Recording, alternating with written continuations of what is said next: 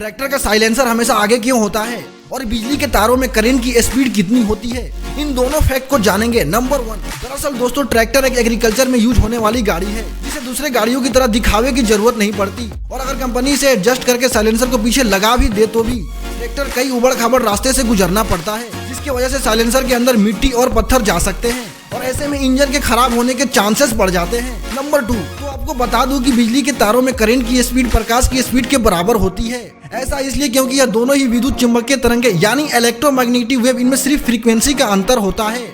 तो इस आधार पर बिजली के तारों में करंट की स्पीड 2,99,792.458 किलोमीटर प्रति सेकंड होती है, यानी कि करीब 3 लाख किलोमीटर प्रति सेकंड।